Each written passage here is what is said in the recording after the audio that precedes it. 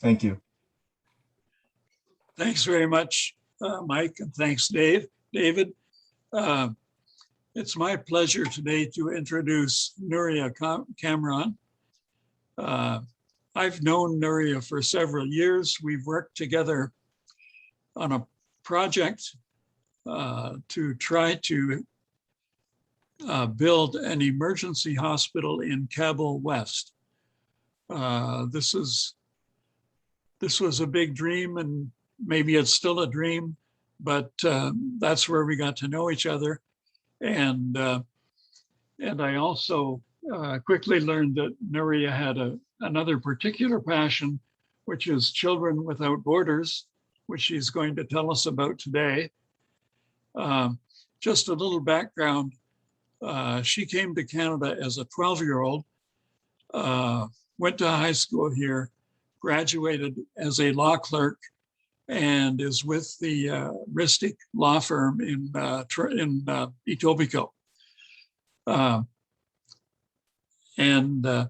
I would just like to say as well that she's invited along her associate, Naqib Sarwari, also with Children Without Borders.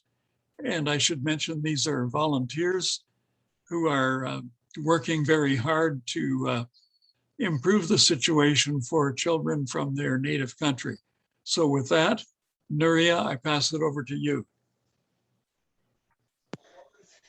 Thank you so much, Jim. And it's an honor to be here along with my colleague, Naqib. And thank you for giving us the opportunity. I've had the pleasure of meeting Jim in person and also some of the pleasure to be here. Just to give you all a quick background about CWB. So Children Without Borders, it is a registered nonprofit organization based from Toronto, Canada, with the mandate of eradicating child labor in Afghanistan. It is a volunteer-led organization, and currently we have about 20 members outside of Afghanistan that are working extremely hard, given the circumstances and what's going on in Afghanistan, to help with our mission, as well as helping other poverty-stricken families right now. CWB was established in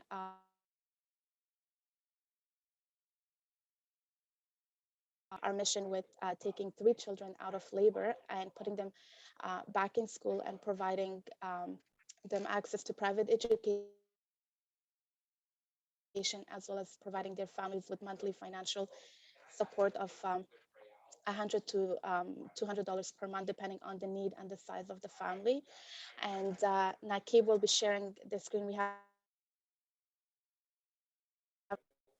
Naqib, would you be able to share the screen? I will be able to share the screen if Mike can make me a co-host.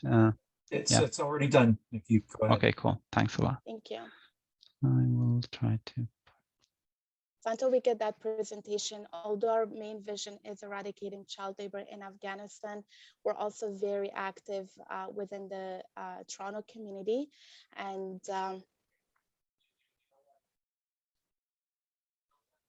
so that's obviously our logo. And the second slide is there was an Afghan refugee that came to Canada in 2019, and she didn't have any family in Toronto, and she was living in a shelter. She was 9 months pregnant. A week after her arrival, she gave birth, and because her family was still in Afghanistan, she didn't have any family support or financial support. So at CWB, we launched a campaign, and we were able to raise over $6,000 for her within a matter of a day. And Connecting GTA was one of the organizations that actually gave us a $2,000 check to support that family and that woman. And we're happy to see that today she's living in an apartment with her almost 2-year-old daughter now. And that was one of the activities we had done in Toronto. And secondly, we have been a very strong advocate for promoting education in Afghanistan, and specifically girls' education. And when we initially started CWB, we only implemented our vision in Kabul, but today, 5 years later, we have expanded our mission in 5 other provinces in Afghanistan. And in addition to providing education, access to education, we're also actively promoting girls to participate in sports. For example, the picture you're seeing, Shukriya Bahmani, she was a 16-year-old girl who could not afford to participate in the Muay Thai that took place in December 2019. But we were able to sponsor her journey, and she actually she was the recipient of a certificate from National Federation of Muay Thai, and also excuse me, what is Muay Thai? Sorry? What is Muay Thai? It is very similar to Taekwondo sports. Sport, yeah. Yes. I think there's a ahead, Muay Thai Naki. academy very close to my home here in Toronto, so I could speak more to that. Yeah, just in the basement of my office. Yeah, so Muay Thai academy. Muay Thai is more so like kicking and boxing involved, both of them. Yeah, that's as far as I could see. Yeah, from. And it's also a sport that girls in Afghanistan, they're not encouraged to participate in. So we're very motivated and to see Shukriya participate in this, and the fact that she became a gold medalist. And had we not stepped in and sponsored her journey, she wouldn't have been able to participate. In addition, we have launched very numerous successful campaigns, and one of the campaign was Winter Relief Campaign, which this was one of our very first campaigns that we had done in 2019, where we're raising funds for food packages as well as winter essentials for families. And the next slide is about this student. His name is Milad, and he was one of the very first students that CWB took off streets and enrolled him in a private school. And today he's in grade 10, and he is actually in Afghanistan. They're graded by numbers, and he's actually acquires first position in his class. And he has, had we not sponsored him, he would still be a waiter working in a restaurant. And Nakib, you want to speak more about? Yeah, absolutely. I mean, first of all, I would like to thank everybody for inviting us here to the Rotary Club. I came to Canada 4 years ago as a refugee myself, same like Nuria. But I went to university in Central Asia in Kyrgyzstan. I also participated in a Rotary meeting in Bishkek, the Rotary Club of Bishkek, and that brings back memories from my university years. So as Nuria spoke to CWB's mission and vision, very much similar to what Rotary Club is based on. Just our volunteers are dedicated to providing a safer, better environment for children to study in Afghanistan.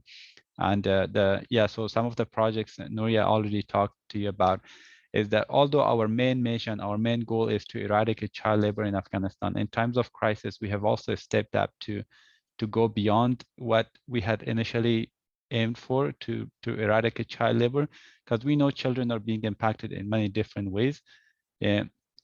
For example, during the times of crisis, the refugee families are displaced. In those families, children are also displaced. So we step up to help the internally displaced families. And most of our campaigns, which some of you might be aware, are run through GoFundMe campaigns. And these are donors and supporters and people, goodwill people like yourself, to step up at these times and help the situation in Afghanistan. We, for now, are mainly focused in Afghanistan.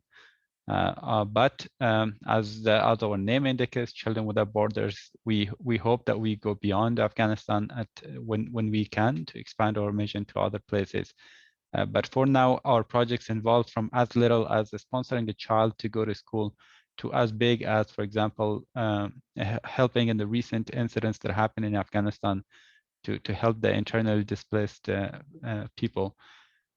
Our last campaign for the internally displaced families we were able to raise about almost 400,000 Canadian dollar, 375, I guess, was about the exact number. which we have been able to help a lot of internally displaced families with the food packages, sending them back to their homes once the situation was safer, pay for their transportation and things like that. So among the campaigns, this presentation that I have put up is a very long one, and I don't want to bore you with so many slides, but I'm just gonna go through the slide a few, and you can see some of the work just so you can get an image of what our work has been so far.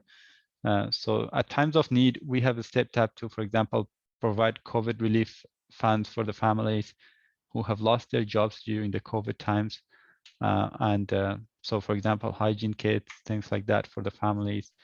And sponsorships. And also just to, sorry, Nakib, sorry for the interruption. And during our COVID campaign, we were one of the very few organizations that were still able to deliver help in Afghanistan because banks were shut down. And I had reached out to Jim, and we sincerely appreciate the funds that we received from Rotary Club for our COVID-19 campaign. So thank you for that.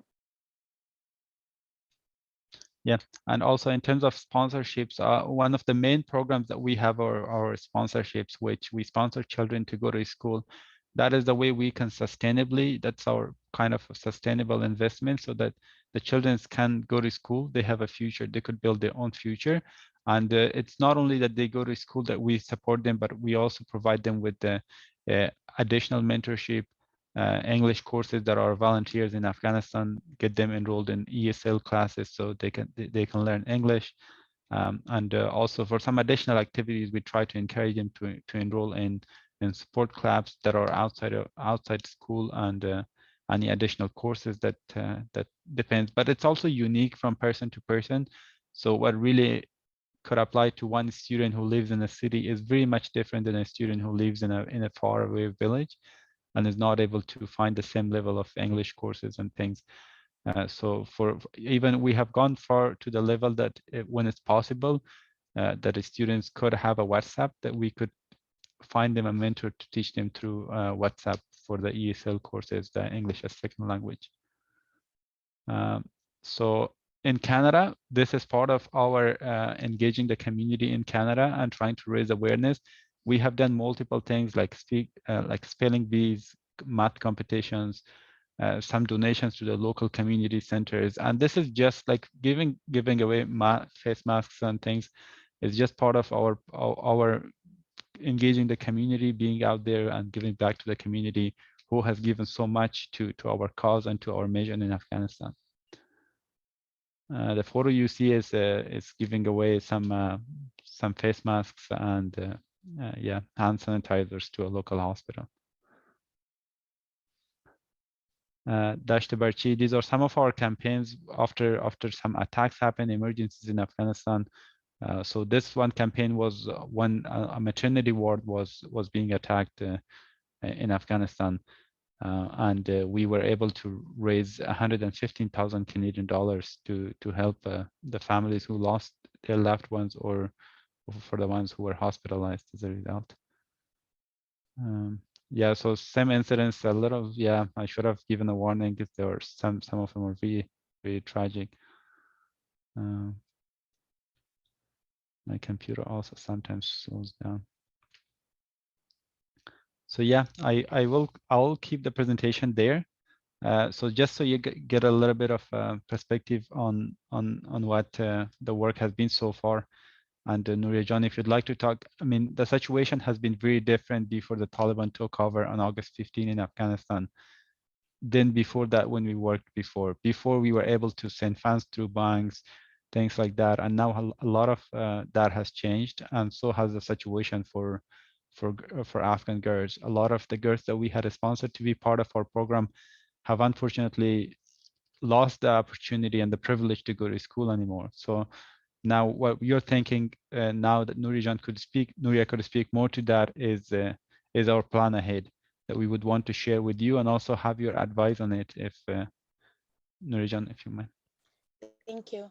So our mission, when we started CWB, our mission was enrolling most of these children in private schools and giving them a sense of belonging. Although their families come from very poverty stricken, they don't get enough encouragement or motivation from their families to be or they're not well aware of the importance of education. So along with providing access to education, we're very involved with the families. We host monthly workshops for parents to stay involved with in their children's education, and we have seen a very positive feedback in terms of that. But just like Naqib said, since the takeover, things have been very hectic. As you may all know, girls have been um, deprived of their basic rights, which is having access to education. So we have over 200 girls in our program right now that are out of school. And these girls, they've been in our program since 2016 or 2017. And some of them actually graduated this year, and they were on their way to writing a Concours exam, which is an exam to be admitted to university. And we were in the process of signing or talking with colleges and universities in Canada to sponsor them or bring them as international students, but things have been very hectic, and we are trying to work around that. The boys they remain in school and they are full-time students, but as far as the girls, we're trying to come up with solutions where they can continue getting an education. So the alternative that we're working on is providing private tutors to girls that are, in grade 7 and and between grade 7 and grade 12. And that's something that we have been working, but obviously it's a very, it's a plan that we have and we're still working. And there's 2 projects that we're working on right now. One is this private tutoring for girls, and also the second is providing an opportunity for women that were the breadwinners of their households. They don't feel safe even leaving their houses to work, and especially it's becoming more of a male dominant environment for them, and they no longer feel safe. And you guys are all well aware of the conditions that they've imposed when it comes to women. For instance, they're not allowed to wear heels, they're not allowed to wear perfume. Those are some of the things that we've been hearing, but what's actually happening in Afghanistan is a lot worse than what we're seeing in media. And so we're also working on a project where we can provide some kind of opportunity for these women so they can continue to support their families and their children. Most of these families are widows. They were the main provider of their households. It's like I said, it's a plan that we're working on. We don't have anything solid yet, but we are working, and we're hoping by January 2022 we're able to implement that as well. And lastly, the campaign that we initiated for the displaced families. We were one of the very few organizations that was able to still deliver help, given the fact that Taliban were taking power, banks were closed, Western Union could not, nobody could wire funds to Afghanistan, but we were still able to deliver that help. And that just shows the level of our commitment for our members in Afghanistan, and also the level of commitment that we have in here. Once again, that campaign is still going on, and we'll continue providing help to families that are not just displaced, but have also lost their job because of what happened in Afghanistan. So if you guys have any questions, Naqib and I are here to answer your questions. I have a question. I recently read, actually just a few days ago, actually quite a difficult article to read, was about the increase in child brides and Afghanis, especially as the economy continues to collapse. Those in the displaced and in camps are being forced to sell their children I read as young as 2 years old to as laborers and child brides. I'm just wondering if any of your work impacts that. It does, and we have been getting a lot of families that are approaching us, and so the way they're looking at it is selling one child in order to feed the rest of the family, and that's becoming very normal for the Afghans living in Afghanistan. And there's a lot of articles out there, and there were 2 families that we saved them from selling their children, and it's families, they don't see any other option, and it does impact our work a lot, and it's really sad, but we're working towards working with that as well. And Nakib actually has more information about that, and Nakib, maybe you can. Yeah, absolutely. I mean, because I have lived longer. I mean, I've recently come here, so I've lived most of my life in Afghanistan. That is actually a harsh reality, but more so now that the families have lost their jobs, that kids don't have anything to go to, like they're not allowed to go to school, the girls, and there's not much for them to do around the house, and also for their families are very much in need. So that is as you mentioned, Mike. I mean that could be the ultimate level of this, of being so desperate to reach out to that limit, because nobody would want to sell their own child, and in that level. And if you look at the amount of money, some of the articles have mentioned that they are selling, it's not a big amount. $2,000 is the one I read. Yeah, $2,000. Yeah, and it's because the families are so desperate. And what we do at CWB is to sponsor these kids. And we try to find out the most needy communities, the most needy families, to sponsor their kids and say, like, look, guys, you're gonna sell the kid for $2,000. What we could do instead is give you a monthly sponsorship of $100 or something that you can use, and then at the same time your kid could go to school. And that's the way a lot of our sponsorships have actually come. Not necessarily that they have gone as far as to sell their kids, but that the families are very much in need. How are you able to bring money to Afghanistan?